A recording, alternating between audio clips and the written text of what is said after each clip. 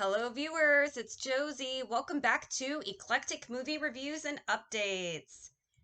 And today I'm going to be doing what a lot of YouTubers, bloggers, and pundits in the film sphere do, is I'm going to give my alternate Oscars. In other words, like what would I personally give each category rather than what will most likely win or be nominated.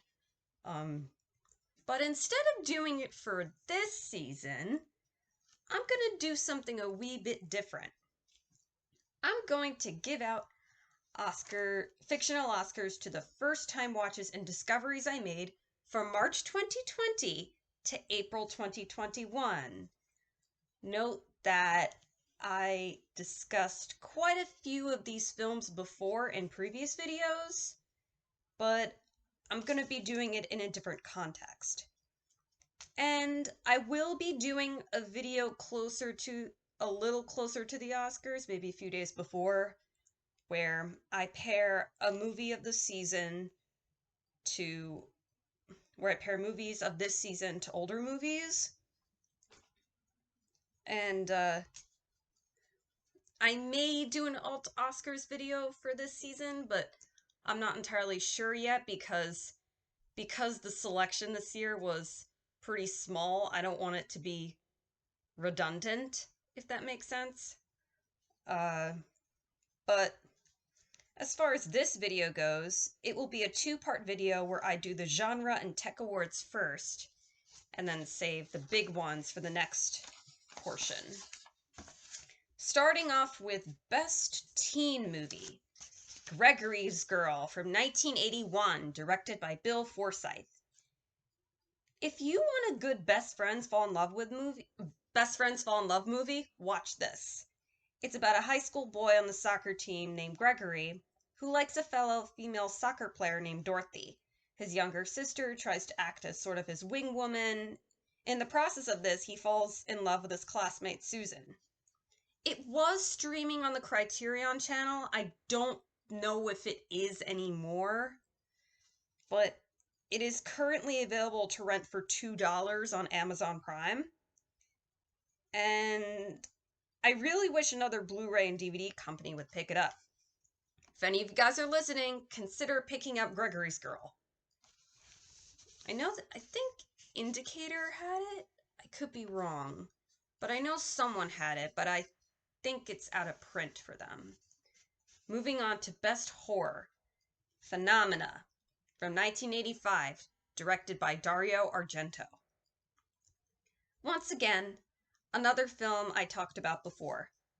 Phenomena, for those of you who do not know, is about a girl who can psychically communicate with bugs. Her name is Jennifer, played by Jennifer Connelly. And she uses her ability to track down a killer at the Swiss boarding school she's at. What makes Phenomena stand out is that Jennifer Connelly's character is so genuinely strong. She's one of the more three-dimensional horror movie heroines, in my opinion, like Sidney Prescott in Scream. I think she ranks among those female protagonists. She doesn't need to be saved, nor does she really need to be classified as your typical final girl. She doesn't win because she's a virgin, but rather because of her intellectual and empathic abilities. It has awesome music by Goblin. Donald Pleasence is great as always. Ultimately, Phenomena is about embracing your individuality as much as it is a murder mystery. It is, I think it's still on Shudder. It's also on Tubi. It was on Canopy. It is on Canopy, and it's on Blu-ray through Severin. Not Synapse. I think Synapse. Synapse, my mistake. Synapse. Moving on to the Hero's Journey Award. I'm giving that to Willow from 1988, directed by Ron Howard. It's such an inspirational spiritual fantasy about becoming confident in yourself.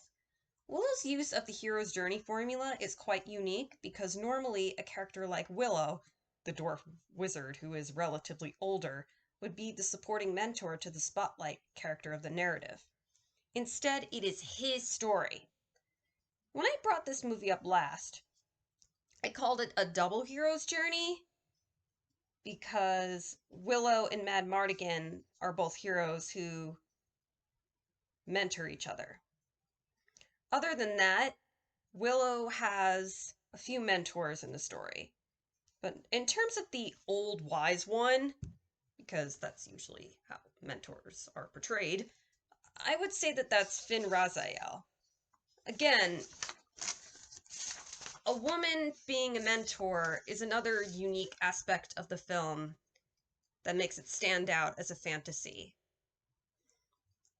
I am also glad that this movie is getting the cult following that it deserves. It did okay when it came out, but it really developed a strong afterlife through home video and when it played on TV.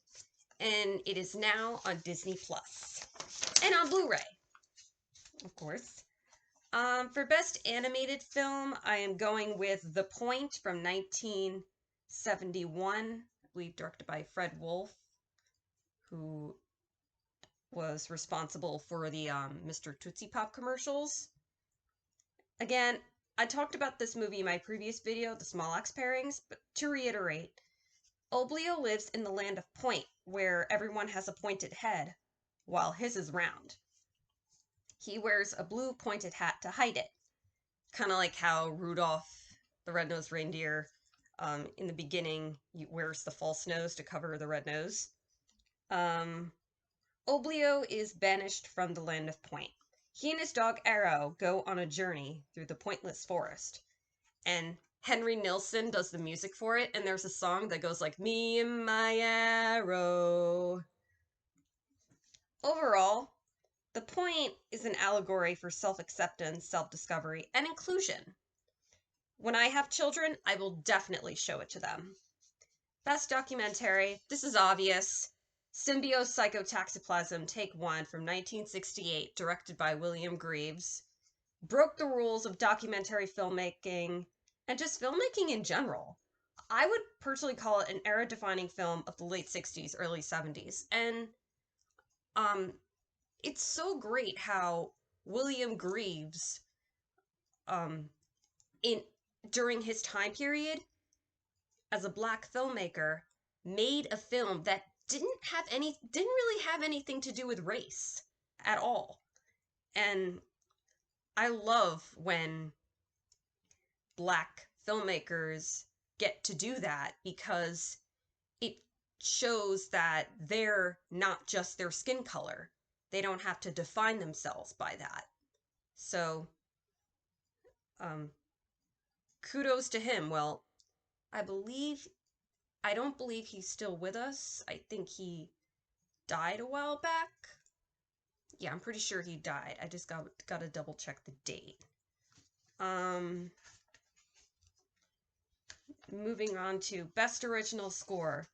I'm probably mispronouncing his name because it's Polish. Zbigniew Preisner, aka Vanton Burdenmeyer, for the Double Life of Veronique and the Three Colors trilogy. Basically the entire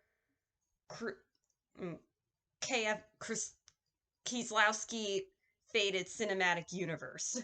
Now, this is more of a career spotlight on a director-composer team.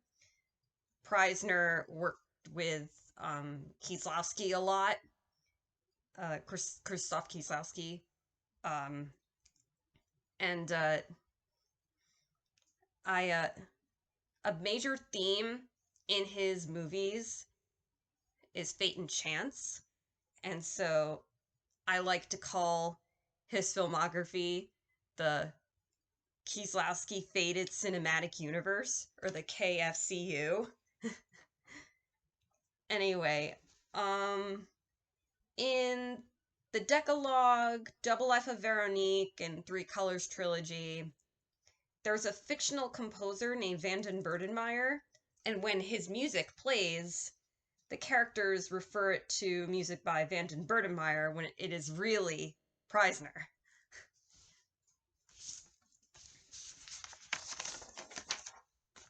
And then next, Best Production Design. I am giving it to The 5,000 Fingers of Dr. T, directed by Roy Rowland. This came out in 1953. This is another movie I brought up in my Summer Discoveries video. As a refresher, this is a fantasy musical about a boy named Bartholomew Collins and his family plumber named August, who try to save his mother from his evil piano teacher, Dr. Terry Winkler. It is a blast. Directed by Roy Rowland and written by Dr. Seuss and Alan Scott. The way production designer Rudolf Sternad made the set look like a Dr. Seuss book is just astonishing. Sternad's other production design credits include High Noon, Judgment at Nuremberg, and It's a Mad, Mad, Mad, Mad World. Moving on to Best Makeup. Okay, I'm sort of cheating with this one. I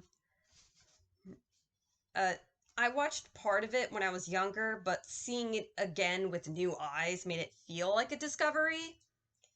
Merlin from 1998 was a 3-part miniseries about Merlin's side to the story of King Arthur. This was directed by Steve Barron, who made The Coneheads with Dan Aykroyd and Jane Curtin.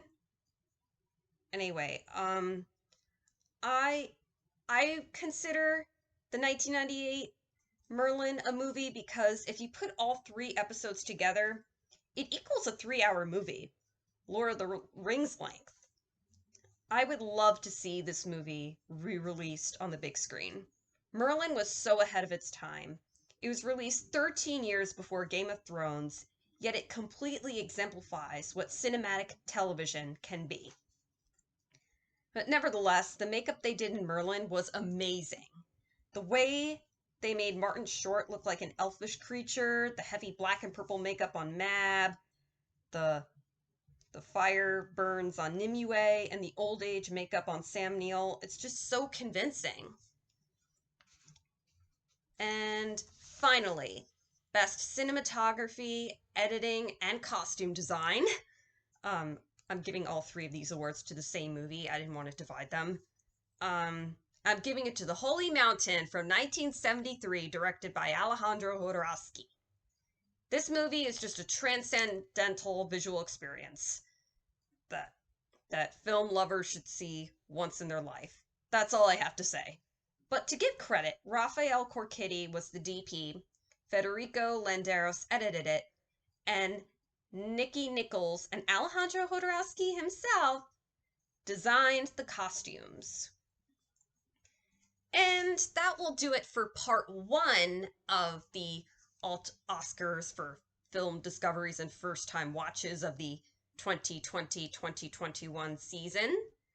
I'll see you in the next video.